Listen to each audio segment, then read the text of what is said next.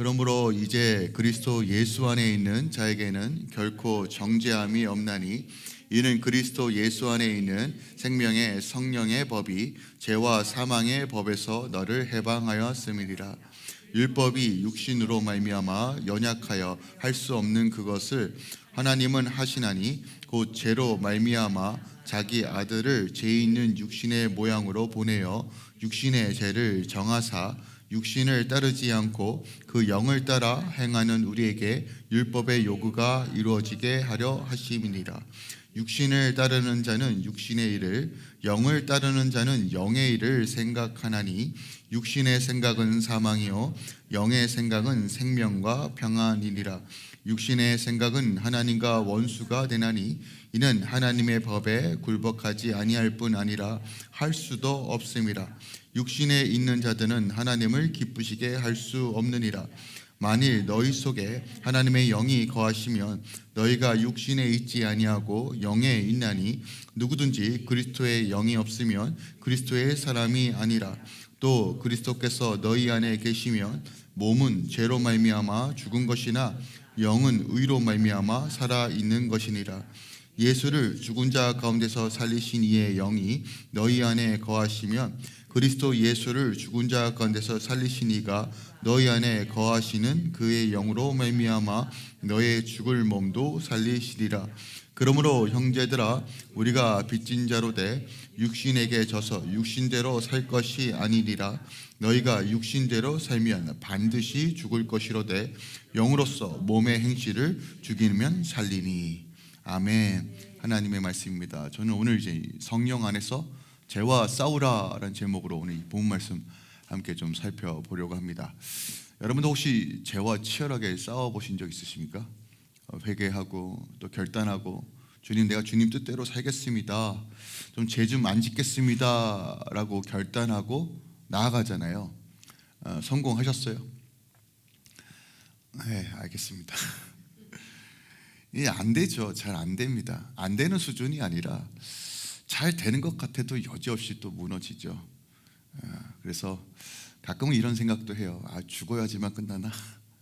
라는 생각도 합니다. 이게 얼마나 정제감과 무기력함이 오는지. 주님을 사랑하고 그 사랑에 막 동화되어서 나아가는데 어느 순간 나도 모른 채 무너지는 우리의 삶을 본다는 것이죠. 이것은 어떻게 보면 믿음으로 결단한 사람들만 경험하는 것들이에요.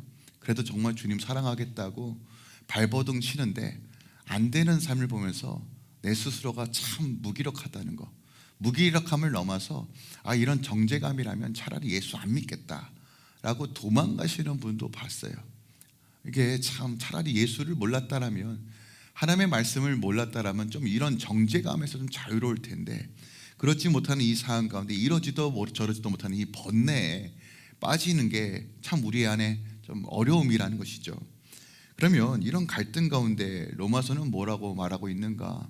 그것이 오늘 말씀의 핵심입니다. 특별하게 저는 이 상황을 어떻게 해야 될까 하다가 늘 가끔씩 묵상하는 말씀이 로마서 6장인데, 그런즉 우리가 무슨 말을 하리요? 은혜를 더하게 하려고 죄에 거하겠느냐? 그럴 수 없느니라. 죄에 대하여 죽은 우리가 어찌 그 가운데 더 살리요?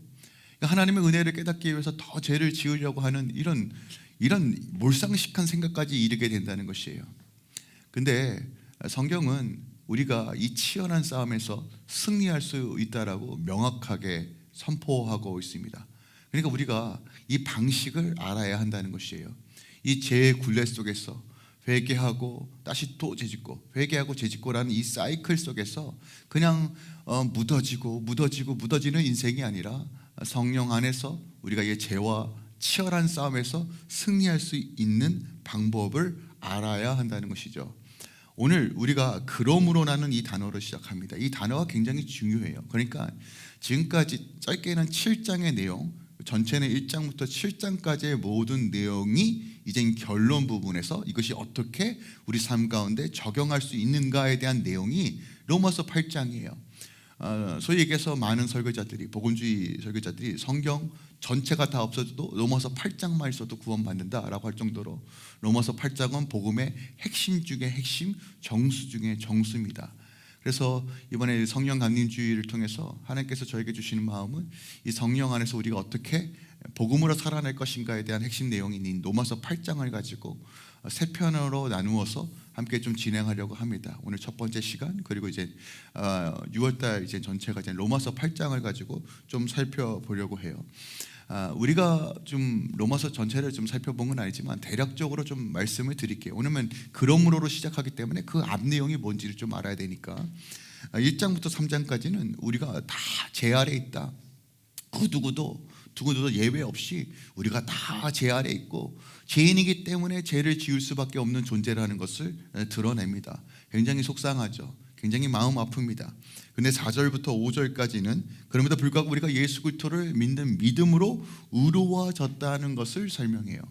그 다음에 6장에서는 이제 은혜 아래 살 때 죄의 종로를 타지 말라라고 말합니다. 우리가 은혜 가운데 거했다. 그러니 이제 죄에 끌려다니는 인생을 살지 말라라고 얘기하고, 7장에서는 우리가 구원받을 수 없음을 분명하게 깨닫고, 특별하게 율법의 행위를 통해서 구원받을 수 없음을 깨닫고 성령을 통해서 부름받은 새로운 그 자리로 나아가라라고 우리에게 권면해요.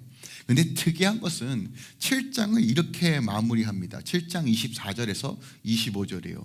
오라, 나는 공고한 사람이로다. 이 사망의 몸에서 누가 나를 건져내랴. 우리 주 예수 그리스도를 말미암아 하나님께 감사하노니 그런즉 내 자신이 마음으로는 하나님의 법을, 육신으로는 죄의 법을 섬기노라.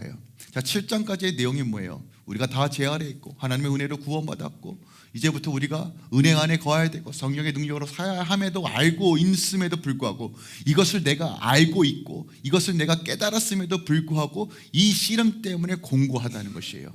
뭔가 명확하게 결판이 나면 좋겠지만 이 치열한 싸움이 날마다 일어난다. 그러므로 인하여 나는 참 공고하다 라고 말하는 거예요. 그러니까 말 그대로 우리가 예수를 믿고 내 안에 구원의 확신과 그 믿음으로 살아가지만 여전히 우리 안에 치열한 싸움이 있어요. 내 안에 속사람은 하나님을 갈망하고 하나님을 가까이 하려고 했지만 내 육과 죄된 본성은 그 소망을 끊임없이 가로막고 있다는 거예요. 그런데 그 씨름과 그 죄된 본성에서 오는 그 영향력이 어마어마하게 크다는 것입니다.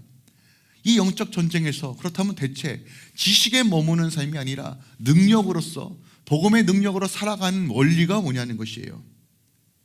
그것이 바로 오늘 8장에서 풀어내는 것입니다. 그러므로 우리가 그냥 지식으로 종교생활하는 것은 능력이 없어요. 그러다가 우리 다 말라 비틀어 죽습니다. 오직 성령 안에서 성령의 능력으로 우리가 하나님의 법을 행하며 하나님의 능력으로 살아낼 수 있다라고 우리에게 말해주고 있어요. 자, 복음에 대해서 우리가 이해할 때 저는 세 가지의 내용을 채워야 한다라고 생각하는 사람이에요. 첫 번째로 우리가 이제 복음이라고 이해할 때 가장 먼저 접하는 복음의 내용이 뭐냐면 십자가 복음이에요. 십자가 복음. 십자가 복음이란 뭐냐면 예수께서 우리를 위해 대속하여 주셨다는 거예요. 그가 죄가 되셔서 죽으셨다는 거예요. 그럼 그 죽음의 의미가 뭐냐는 거예요. 죽음의 의미. 이 죽음의 의미를 우리가 되새기는 것은 결국 내가, 내 자아가 십자가에 죽고 주님과 함께 죽었다는 것이에요. 내 옛 성품이 죽었다는 거예요. 완전히 해결되었다는 것이에요. 이게 십자가 복음의 핵심입니다. 그러므로 내가 날마다 죽노라. 내가 주 안에서 죽어야지만 사는 거예요. 그 다음에 우리가 채워야 될 복음의 내용은 부활의 신앙입니다. 죽기만 하면 어떻게 해요? 살아야죠. 어떤 걸로요? 예수께서 그 부활의 능력으로. 더 이상 죽음이 왕노릇하는 인생이 끝났고 그 부활의 능력으로 살아내는 거. 여러분 이걸 꼭 아셔야 된다는 거예요. 그래서 부활 신앙이 무엇인지를 깨달으셔야 돼요. 이것을 내 안에 내용으로 채워야 돼요. 그렇다면 이 내용이 활성화되는 방식이 뭐냐는 거예요. 그것이 성령의 복음이에요. 이 세 가지가 반드시 채워져야 합니다. 네, 많은 교회에서 십자가 복음 혹은 이 부활 신앙에서만 머물러요. 그러다 보니까 이게 실체가 되지 않는 거예요. 왜 이 땅 가운데 2000년 전에 예수님께서 성령을 보내주시겠다고 약속하셨고 그 성령이 임함으로써 교회가 시작된 이유와 목적이 뭐냐는 거예요. 그들이 가르침을 받았을 뿐인데 성령의 역사를 통해서 이 가르침이 풀어졌습니다. 지식으로 알고 있던 예수 그리스도의 부활을 성령을 통해서 살아내는 역사가 나타납니다. 그래서 이것이 성령의 복음이라고 제가 좀 말하는 게 좀 편할 것 같아요. 이것을 좀 강조했던 교단이 이제는 오순절 교단이죠. 그러니까 저희는 이 밸런스가 좀 맞아야 됩니다. 맨날 죽기만 하고 내가 죄인입니다. 내가 죄인입니다. 맨날 고백만 하면 뭐해요? 살아내지 못하는데. 그래, 예수와 나와 함께 계셔. 알고만 있으면 뭐합니까? 믿어지지 않는데. 그래서 성령의 도우심 가운데 우리가 나가야 돼요. 8장이 바로 이 성령 안에서 누리는 자유와 복음이 무엇인지를 명확하게 말해요. 자, 1절에 이렇게 시작하죠. 그러므로 이제 그리스도 예수 안에 있는 자는 결코 정죄함이 없대요. 무엇으로부터요? 죄로부터요. 사단의 참소로부터 정죄함이 없다는 거예요. 여러분, 이거 꿈꾸는 거 아닙니까? 옛날에 매여있던 내 과거, 내 연약함 때문에 늘 공격해오는 것에 향하여 이제는 괜찮다, 야 나 그런 거 상관없어 라고 얘기했지만 어느 순간 어떤 환경과 어떤 것에 딱 도달하는 순간 끊임없이 똑같은 걸로 또 공격해요. 이 정죄함으로부터 자유케 되는 은혜, 여러분 누리길 원하십니까? 할렐루야. 로마서 8장 마지막 절에 뭐라고 말하는지 아십니까? 어떤 것도 우리를 그리스도 예수 안에 있는 사랑에서 끊을 수 없대요. 정죄함이 없다, 사랑에서 끊을 수 없다가 이 8장의 핵심 내용이에요. 어떤 방식으로 이것이 이루어진다고 말합니까? 그리스도의 사랑이 부은 바 되어서 그 사랑에 충만하니 그 어떤 정죄함도 역사할 수 없다는 것이 8장의 내용이에요. 어떻게 해요? 성령 안에서. 그래서 세 편으로 나누는데 오늘은 이제 성령 안에서 죄와 싸우라, 다음 주는 성령 안에서 하나님의 자녀로 살라는 거, 그 마지막 세 번째는 성령으로 담대히 나아가는 방식, 말할 수 없는 방식으로 우리 위해 간구하시는 그 성령을 의지하여 나가는 방식, 이것들에 대해서 조금 더 이제 나누려고 합니다. 제가 요즘 계속 이제 간추려서 간단하게 여러분들에게 말씀을 전하려고 했는데 오늘은 좀 시작하면서 설교가 깁니다. 어디까지 길어질 겁니까? 깁니다. 긴데 여러분들, 제가 최대한 여러분들에게 이 내용을 조금 함축하여서 좀 잘 전하려고 합니다. 근데 오늘 굉장히 중요한 말씀이에요. 그렇죠? 우리가 늘 치열하게 싸우는 이 죄와의 싸움에서 어떻게 이길 것인가. 그래서 저는 이제 두 가지를 좀 명확하게 설명하려고 합니다. 첫 번째는 예수 그리스도 안에서 더 이상 정죄함이 없는 복음이 무엇인가, 정죄함이 없는 그 복음이 무엇인가, 그 내용을 여러분들에게 함께 살펴보기 원하고, 두 번째로 성령의 능력으로 죄를 제압하는 삶의 원리가 무엇인가, 이 두 가지를 집중적으로 살펴볼 거예요. 근데 첫 번째 많은 할애를 할 겁니다. 왜냐하면 첫 번째가 풀리면 두 번째는 그냥 풀려서 그래요. 다시 말씀드립니다. 정죄함이 없는 복음에 대하여, 그리고 성령의 능력으로 죄를 제압하는 방식, 원리를 함께 좀 살펴보겠습니다. 자, 오늘 본문, 그러므로 예수 안에, 이제 그리스도 예수 안에 있는 자는 결코 정죄함이 없다요. 자, 중요한 것은 그리스도 예수 안에라는 이 단어입니다. 우리가 에베소서를 통해서도 이 개념을 살펴보았지만 조금 더 보강하여서 좀 오늘 살펴보려고 합니다. 그러니까 예수 그리스도 안에라는 의미는 여러분 이렇게 이해하셔야 돼요. 예수님을 따라가는 것인가? 예수님을 닮아가는 삶인가? 예수님을 쫓아가는 삶인가? 여러분, 이 개념이 아니에요. 예수 그리스도의 안에라는 개념은 동행과 연합의 개념입니다. 여러분 생각해 보세요. 예수님을 따라가는 삶, 뒤따라 따라가는 삶을 살다 보면 내가 왜 주님을 못 따라가지라는 이런 정죄감이 와요, 안 와요? 와요. 그러면 정죄감이 없다고 하는데 따라가는 삶, 닮아가려고 발버둥 차는 삶이 본질이 아니라는 것이에요. 본질은 예수 그리스도 안에 거하는 삶이에요. 물론 제가 가끔씩 이런 얘기하죠. 우리가 발맞춰 가는 것이 신경 씁니다. 그래서 최소한 좀 따라는 갑시다 라고 얘기해요. 근데 따라는 간다는 것은 어떻게 보면 시작점이지 본질은 아니에요. 주님이 진짜 원하시는 건 함께 그리스도 안에 거하는 삶이에요. 이것은 연합과 동행, 발맞추어 걸어간다는 개념입니다. 자, 이러한 삶을 살아야지만 정죄감이 없다는 거예요. 이해가십니까? 그러니까 내 삶 가운데 자꾸 정죄감이 찾아오고 사단의 참소 속에서 자꾸 내가 무너진다라고 했을 때 여러분 점검해 봐야 되는 것은 내가 주님과 지금 연합 가운데 있는가, 아니면 정말 주님을 살아가려고 발버둥 치고 따라가는 인생 가운데 또 넘어지는가를 점검하셔야 돼요. 주님이 진짜 원하는 건 예수 그리스도 안에 있다는 겁니다. 정죄감이라는 이 단어는요, 유죄 판결과 같은 의미예요. 법적 용어입니다.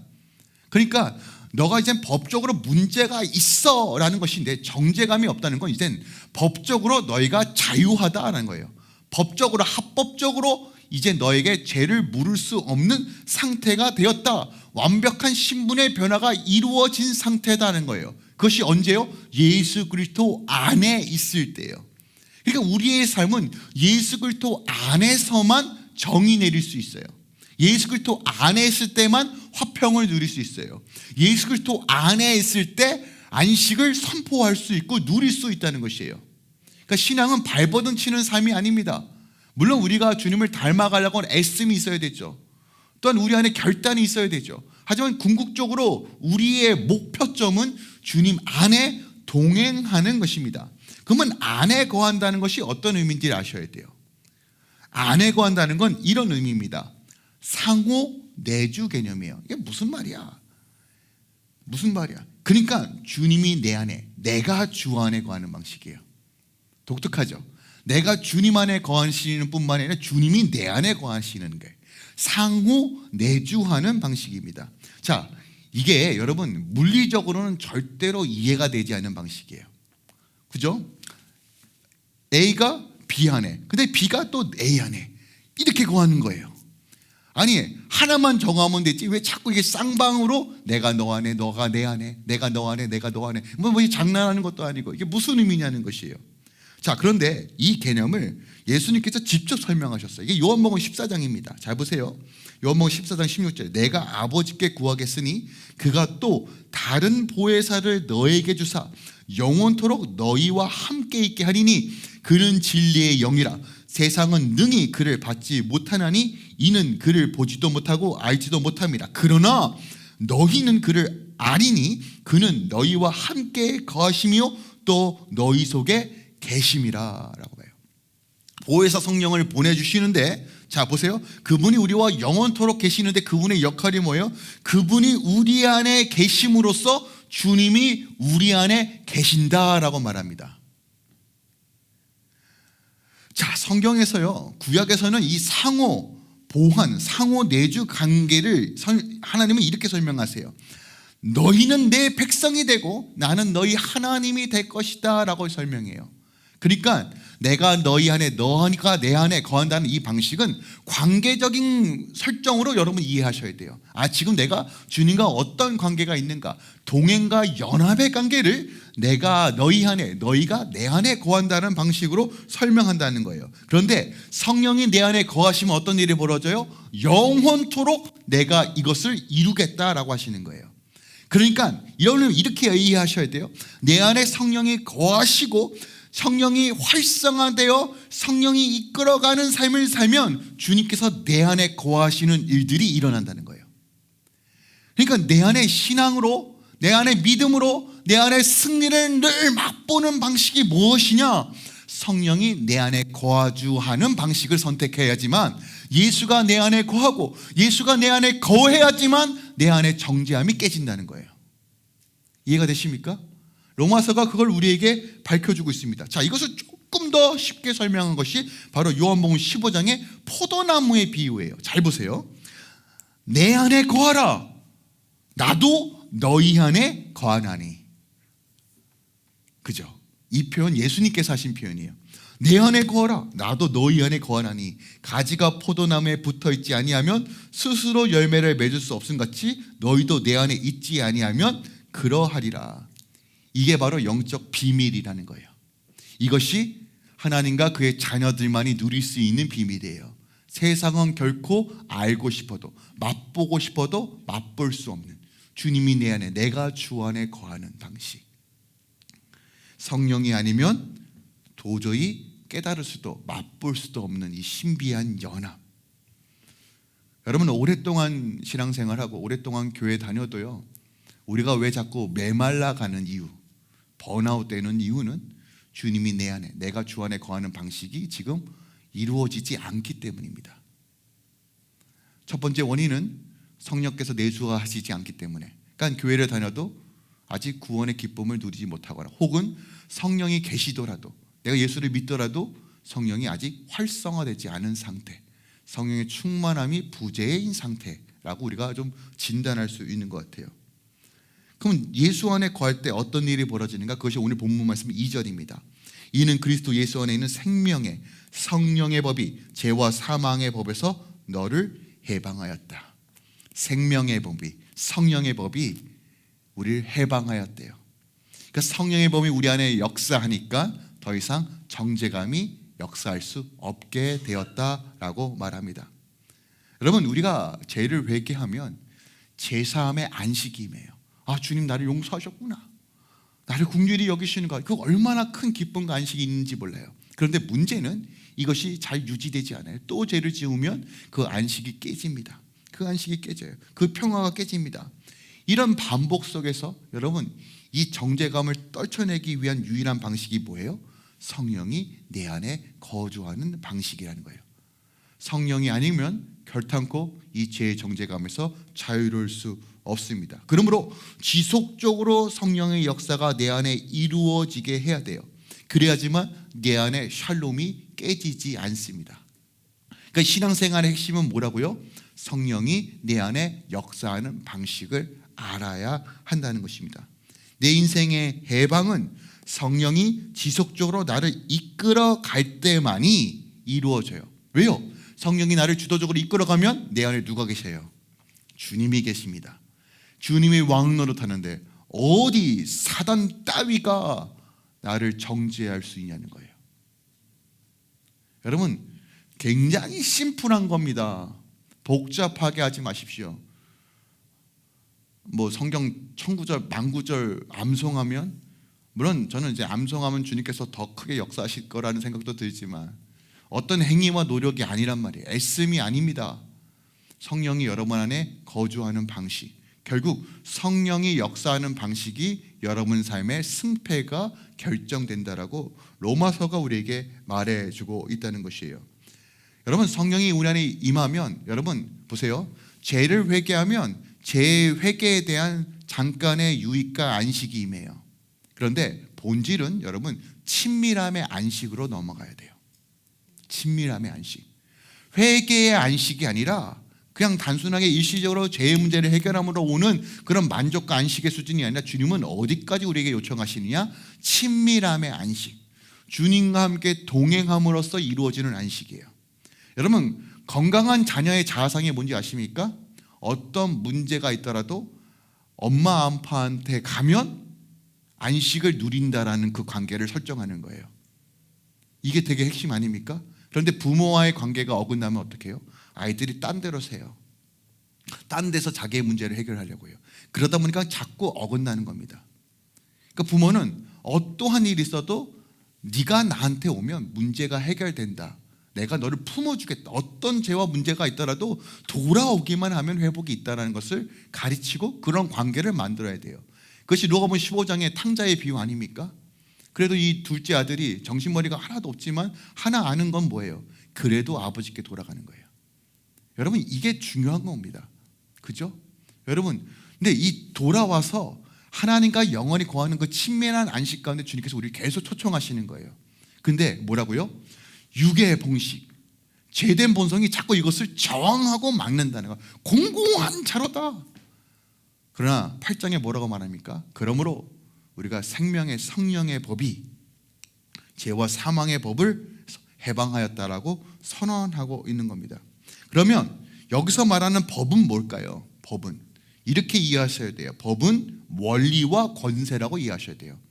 물론 이것이 모세 오경이라는 의미를 가지고 있지만 본질적으로 원리의 의미입니다. 그러면 옛 원리는 뭐예요? 옛 원리, 옛날에 우리를 지배했던 원리 뭐냐면, 하나님께서 율법을 주신 목적은 뭐냐면 율법을 지켜 행해야지만 의로워질 수 있기 때문에 율법을 주셨어요. 말씀을 주신 이유가 뭐예요? 내가 너희 안에, 너희가 내 안에 거하는 방식이 율법입니다. 이게 율법의 본질이에요. 근데 문제는 이스라엘 백성들이 이 율법을 잘 지켰나요? 못 지키죠. 욱 때문에, 화 때문에, 기질 때문에 안 돼요. 발버둥 쳐도 안 됩니다. 근데 옛 원리는 뭐예요? 율법을 지켜야지만 의로워질 수 있어요. 그러니까 늘 제사법을 통해서 죄의 문제를 해결하지 않고는 의로워질 수 없는 거예요. 그러니까 보세요, 율법을 지키려고 하면 할수록 안 되는 자신을 보니까 정죄감이 찾아와요. 그래서 율법에 속하였기 때문에 자꾸 신앙이 죽는 거다라는 얘기를 하는 거예요. 율법이 결코 우리를 자유케 할 수 없다라고 말하는 겁니다. 여러분, 여러분의 행위가 결코 구원을 이룰 수 없는 이유가 여기 있습니다. 애를 쓰면 쓸수록 안 되는 내 자신 때문에 무너지기 때문에, 그 정죄감이 내 안에 찾아오기 때문에, 그 무기력함이 찾아오기 때문에 자유함이 없는 거예요. 그런데 새 법이 무엇입니까? 새 원리가 뭐예요? 그것이 성령의 법이라고 말합니다. 성령의 법이 무엇입니까? 예수 그리스도를 통해서 이루신 구원의 새 질서가 성령의 법이에요. 자, 3절에 보니까 죄로 말미암아 자기 아들을 죄 있는 육신의 모형으로 보내어 육신의 죄를 정하사라고 말합니다. 정하셨다라고 표현해요. 정하셨다는 건 뭐냐면 정죄하셨다는 거예요. 그러니까 이렇게 이해하시면 돼요. 정죄하다는 건 뭐예요? 율법으로 심판했다는 뜻입니다. 그러니까 주님께서 육신의 몸을 입고 오셔서, 우리와 같은 몸을 입고 오셔서 죄가 되셔서 하나님의 심판으로 죄를 심판받았다는 뜻이에요. 그러므로 이제부터 예수를 믿는 자들은 예수께서 이미 죄에 대해서 합법적으로 정죄를 받으셨기 때문에 그 믿음으로 우리는 이제 새로운 성령의 법 가운데 나아갈 수 있게 되었다는 거예요. 내 의가 아니에요. 내 노력이 아니에요. 얼마나 수천금 헌금 낸 그런 게 아닙니다. 내가 몇 대째 내가 주님께 헌신돼, 이게 아니란 말이에요. 예수를 믿을 때 주님께서 내 죄를 옮겨주셨다, 나 이젠 새로운 질서와 원리 가운데 있다, 이것을 믿을 때 생명의 성령의 범이 정죄함을 깨트린다라고 말하는 것입니다. 여러분, 다시 말씀드립니다. 율법의 요구는 의롭게 되는 거예요. 여러분, 우리가 말씀을 철저하게 지켜 행하면 의로워질 수 있을까요? 없을까요? 있어요. 있습니다. 문제는 안 되기 때문에 불가능하다는 거예요. 근데 원리는, 하나님께서 처음 만드신 원리는, 말씀을 주신 이유는 우리를 의롭게 하기 위해서예요. 근데 이젠 성령의 능력으로 이것을 이룰 수 있다라고 말하는 거예요. 우리가 여러분 착각하시면 안 돼요. 구원받았다고, 성령 받았다고 이젠 율법 안 지켜도 된다, 말씀 안 지켜도, 이게 아니란 말이에요. 성령은 철저하게 하나님의 말씀에 순종할 수 있도록 인도하시는 영이에요. 그리고 이 순종을 통해서 어떤 일이 벌어져요? 내 안에 생명이 부어지는 놀라운 역사, 하나님의 주권과 나라가 회복되는 놀라운 역사들이 일어나는 거예요. 율법의 요구는 의를 이루는 것이고, 성령 안에서 우리는 이것을 이룰 수 있다라고 말하는 거예요. 육신을 따르지 않고 그 영을 따라 행하는 우리에게 의의 열매를 맺게 하시겠다고 약속하고 계시는 겁니다. 그러므로 율법의 역할을 여러분 아셔야 돼요. 율법의 역할은 이런 거예요. 여러분, 말씀이 아니면 내가 죄인인지를 알 수가 없어요. 우리는 도통, 그죠? 법의 기능이 뭐예요? 기준이잖아요. 아, 이건 범죄구나, 이건 범죄가 아니구나, 이것이 법의 기준 아닙니까? 아, 이것이 교통을 위반하는 거구나, 이건 교통을 질서를 지키는구나, 이 기준이 있어야 되잖아요. 율법은 그 역할을 하는 거예요. 그러니까 하나님께서 우리에게 말씀을 주시지 않으면 이게 죄인지 죄가 아닌지 우리는 모릅니다. 도통 몰라요.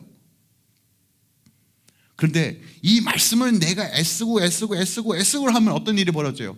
애쓰다 보니까 내가 죽는 거예요. 안 되는 걸 되게 하려니까 죽는 거예요.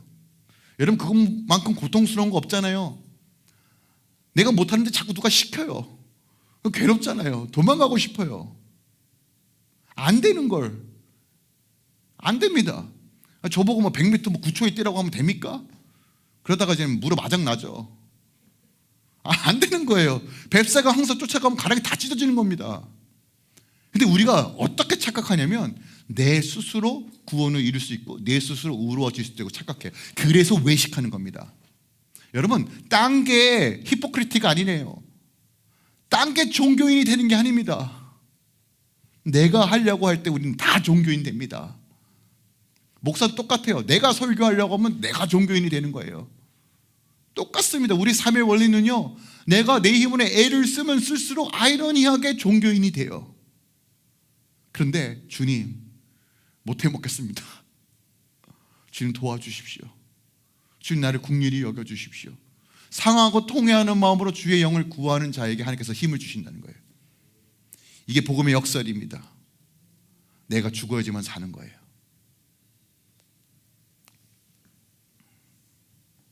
바울이 깨달은 복음이 바로 이거예요. 생명의 성령의 법이 무엇입니까? 우리는 실패할 수 없지만 말씀이 육신이 되어 오신 예수를 바라볼 때 성령의 역사로 이것이 이루어진다는 거예요. 부활의 능력으로 살아낼 수 있다는 거예요. 결국 여러분 신앙은 이렇게 하셔요. 내가 지금 누구와 함께 하는가?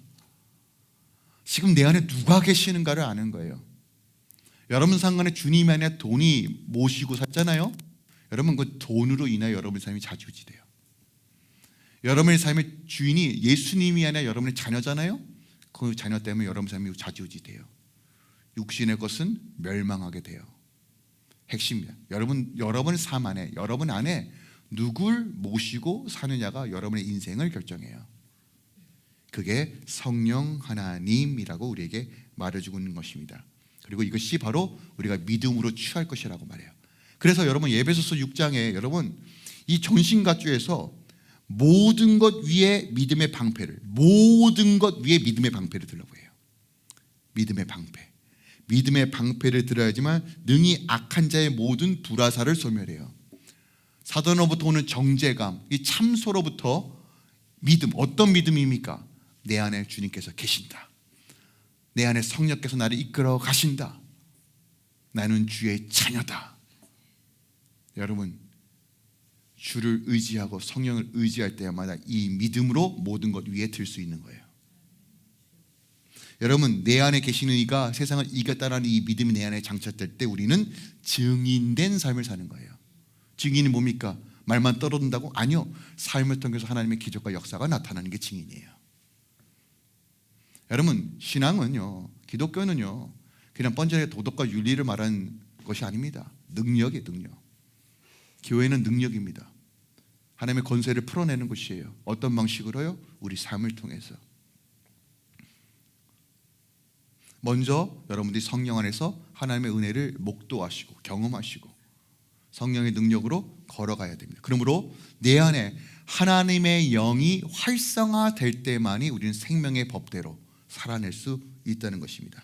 자, 5절은 정확하게 두 가지로 나눕니다. 육신의 생각과 성령의 영의 생각이 무엇인지를 우리에게 가르쳐 주는데, 육신을 따르는 자는 육신의 일을, 영을 따르는 자는 영의 일을 생각하나니라요.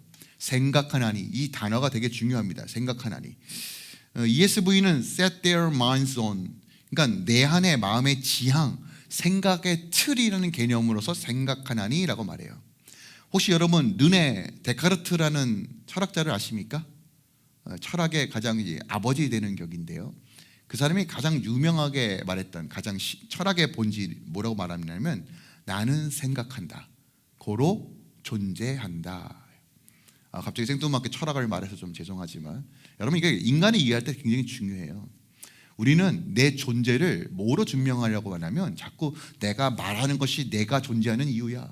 내가 어떻게 뭘 행하고 내 업적과 내 행위가 나를 존재하게끔 하고 착각해요. 아니요. 인간은요 무엇을 생각하느냐에 따라서 그 존재성이 확립됩니다. 그러니까 내가 어떤 것을 생각하느냐에 따라 내가 증명이 돼요. 여러분 이걸 이해하셔야 돼요. 바울도 동일하게 얘기하는 거예요. 뭐냐면 우리가 육신의 일을 생각하면요 육신의 일을 할 수밖에 없고 영을 생각하면 영을 따르는 삶을 살 수밖에 없다는 거예요. 그러니까 어디서부터 우리가 점검해야 된다? 우리의 생각으로부터 점검해야 돼요. 뭘 행함이 아니에요. 내 생각이 영의 생각을 하고 있는가, 육의 생각을 하고 있느냐가 따라서 내 안에 성령이 역사하는가 역사하지 않는가가 결정된다는 거예요. 생각이에요. 그래서 마음을 지키는 게 너무 중요합니다. 그럼 육신의 생각이 뭐예요? 지금 여러분들이 떠오르는 그 생각이에요. 육신의 생각. 하여간 말 그대로 그냥 여러 가지 생각들. 자기중심적 사고체계. 자기중심적. 다 나중심적이에요. 그러면 쉽게 얘기해서 이렇게 이해하시면 돼요. 성령을 따르는 사람, 성령 영을 생각하는 삶이 뭐냐는 거예요. 여러분 우리가 보통 이제 성령을 따르는 삶을 이야기할 때 다양한 방식으로 얘기할 수 있지만 보통 이제 바울의 표현에 의하면 하나님의 일, 하나님의 뜻을 생각하는 것이 영의 생각이라고 우리가 이해할 수 있어요. 맞죠? 자, 그렇다면 이것을 성경은 뭐라고 얘기하는가? 요한복음 6장 28절입니다. 28절, 29절 우리 함께 읽을까요? 시작. 그들이 묻되 우리가 어떻게 하여야 하나님의 일을 하오리이까? 예수께서 대답하여 이르시되 하나님께서 보내신 이를 믿는 것이 하나님의 일이다. 영의 생각이 뭐라고요? 하나님의 아들을 믿는 거예요. 뭘 하는 게 아니라 믿는 겁니다. 그러므로 여러분, 믿음으로 순종하여 나가는 그 모든 것들이 영의 생각과 영의 일입니다. 쉽죠? 쉬운데 굉장히 또 어려운 것 같죠? 이런 거예요. 여러분, 여러분의 힘으로 하려고 하는 것들은 다 육의 일일 확률이 높고, 주님, 그럼에도 불구하고 주님을 의지합니다. 그래서요, 여러분, 감사가 너무 중요한 거예요. 감사는 주님을 믿음으로써 우리가 드려지는 하나님을 향한 고백과 결단과 증인된 삶의 가장 확실한 행동이라는 거예요. 예수를 믿는 게 성령의 일입니다. 예수를 바라보고 예수를 붙잡는 것이 여러분 하나님의 일이고 영의 일이라는 거예요. 그러니까 영의 사람들은 하나님을 생각하고 하나님을 따르기로 결단하고 하나님을 쫓아가는 삶을 넘어서 주님 안에서 주님을 온전히 믿는 믿음으로 걸어가는 거예요. 그 결과가 뭐냐? 오늘 6절에 육신의 생각은 사망이요 영의 생각은 생명과 평안이라. 내 삶 가운데 화평이 깨지는 이유, 화평이 이루어지는 이유 뭐예요? 믿음으로 주님을 바라볼 때 그 생각이 결과를 만들어낸다라고 말하고 있습니다. 다시 말씀드립니다. 우리 삶 가운데 정죄와 침소와 깨어짐들이 아니라 하나님의 샬롬과 평안의 능력으로 살아가는 방식은 예수를 믿는 방식을 선택하셔야 돼요. 의도적으로요, 여러분. 의도적으로요. 그래서 우리는 안 된다, 불가능하다고 말하는 것이 아니라 주님이 하시면 된다예요. 이게 핵심이에요. 주님 아무리 기도하고 애써도 세상이 변하는 것 같지 않습니다. 그건 여러분 생각이죠. 하나님은 성도들의 믿음의 고백을 통해서 역사하십니다. 지금 당장 내 눈에 보이지 않아도, 이 문제가 지금 당장 해결되는 것지 않아도 주님은 여전히 일하고 계십니다. 여러분, 이것이 영의 사람들의 관점이라는 거예요. 제가 여러분들의 좀 말씀드리고 싶은 건 뭐냐면 이런 거예요. 7절과 8절에 육신의 생각은 하나님의 원수가 되나니 이는 하나님의 법에 굴복하지 않을 뿐만 아니라 할 수도 없습니다. 육신에 있는 자는 하나님을 기쁘게 할 수 없다라고 경고해요. 여러분, 이것을 허투루 듣지 마십시오. 주님의 일을 기억하는 것, 주님을 믿는 것은 여러분 선택이 아니라 우리 안에 필수입니다. 제가 적용점을 알려드릴게요. 여러분, 우리의 필요를 간구해야 될까요? 말아야 될까요?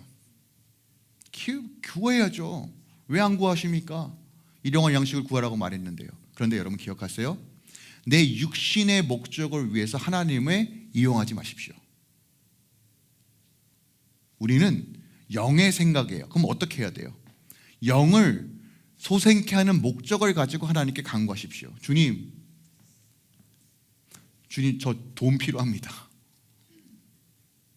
근데 돈이 왜 필요한 거예요, 여러분? 여러분, 이걸 잘 보셔야 돼요. 먹고 살아야 되니까요. 그죠? 주님, 주의 자녀에게 필요를 채우시고 내 삶을 통해서 하나님 나라가 세워져야 되는데 하나님 돈 주셔야 되는 거 아닙니까? 여러분, 이런 방식이 합당한 방식인데 주님, 제가 보니까요, 부동산 돈도 메꿔야 되고 고민해보면 내가 내 욕심으로 시작된 것도 있고 겉으로는 하나님의 영광이라고 말하지만 내 욕망이 들어가 있고, 그럼 먼저 뭐부터 해야 돼요? 돌이켜야 돼요. 먼저 달라고 구하기 전에 먼저 돌이켜야 합니다. 근데 하나님은 그것도 수습해 주시긴 하지만 여러분, 우리가 내 욕망으로부터 하나님께 간구하고 기도하는 것을 멈추시고 영의 생각을 하고 믿음으로 반응할 것들을 먼저 세팅해 다음에 내 필요를 간구하십시오. 그렇지 않으면 이 순서가 어긋나면요, 육의 생각으로 인하여 어느 순간 하나님과 원수 맺는 일이 벌어져요. 원수 믿으면 여러분 분리되기 때문에 반드시 참소와 정죄감이 찾아옵니다. 여지없이요. 왜요? 사단은 울은 사자처럼 막 찌를 걸 준비하고 있는데 우리는 무방비 상태로 오 할렐루야, 여러분 대책 없습니다. 여러분들 성령이 우리 안에 역사하시고 우리 안에 인도하셔야지만 이 정죄함에부터 자유할 수 있어요. 근데 하나님과 화목해야 되잖아요. 화목해야 되잖아요. 다시 설명드립니다. 우리가 하나님께 우리의 필요를 간구해야 돼요. 하지만 목적은 영의 사람이 되기 위함이에요. 그의 나라와 그의 의를 먼저 생각하시고, 네, 여러분 먼저 그의 나라와 그의 의를 자꾸 구제와 성교로 생각해요. 여러분 그거로만 한정짓지 마세요. 내 삶이 증인된 삶을 살아야 돼요. 내 안에 믿음으로 활성화되는 방식, 그게 꼭 없는 사람을 도와주는 방식이 아닐 수도 있다는 거예요. 하나님은 나를 살리길 원하세요. 내가 회복하게 이게 우리의 회복이 먼저예요. 그러니까 여러분 자꾸 내 필요를, 물론 우리가 연약해서 내 욕망을 위해서 구할 때도 있죠. 하지만 성령을 의지하면 이것이 계속 바뀌어요. 여러분 기억하십시오. 들풀에 나는 풀밭도, 공중에 나는 새도 주님께서 먹이세요. 주님 여러분 필요 채우십니다. 근데 주의 손만 바라보면 안타까우신 거예요. 주의 얼굴을 구하고 성령 안에서 주님과 동행하러 나갈 때 하나님께서 때에 따라 내리시는 늦은 비로 채우십니다. 그러면 자연스럽게 내 삶 가운데 하나님 나라와 의를 위해 걸어갈 수 있는 방식들을 가르쳐 주세요. 네, 여러분 마음의 중심 중요해요. 욕심과 욕망이 아니라 하나님의 영의 생각을 하도록 여러분 세팅하셔야 돼요. 자, 성령이 내주하시는 방식에 대해서 우리에게 설명하는데 그 9절부터 13절까지입니다. 만일 너희 속에 하나님의 영이 거하시면 너희가 육신에 있지 아니하고 영에 있나니 누구든지 그리스도의 영이 없으면 그리스도의 사람이 아니라. 또 그리스도께서 너희 안에 계시면 몸은 죄로 말미암아 죽은 것이나 영은 의로 말미암아 살아 있는 것이다 라고 말합니다. 거하신다예요. 거하신다. 주님은 우리 안에 거하시길 원하십니다. 영원토록 거하시길 원하세요. 예수를 주로 고백할 수 있는 것도 성령님이고 우리를 거듭나게 하시는 것도 성령의 역사입니다. 그러므로 성령의 내주하심이 우리 안에 임할 때만이 우리가 예수 그리스도의 생명이 넘쳐날 수 있다라고 다시 한번 우리에게 확인하여 가르쳐주고 있습니다. 그리고 11절 이렇게 선포합니다. 예수를 죽은 자 가운데 살리신 이의 영이 너희 안에 거하시면 그리스도 예수를 죽은 자 가운데 살리신 이가 너희 안에 거하시는 그의 영으로 말미암아 너의 죽은 몸도 살리시리라. 기억하세요. 성령은 살리시는 영이에요. 죽었다 말하지 않고 살리시는 영이에요.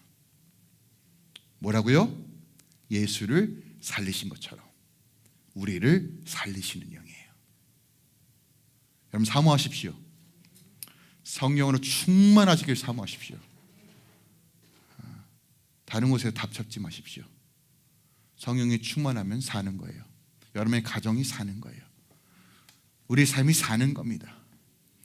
이 땅이 사는 겁니다. 사는 거예요. 자, 이 성령 안에 거하는 자에게 어떤 책임이 있느냐?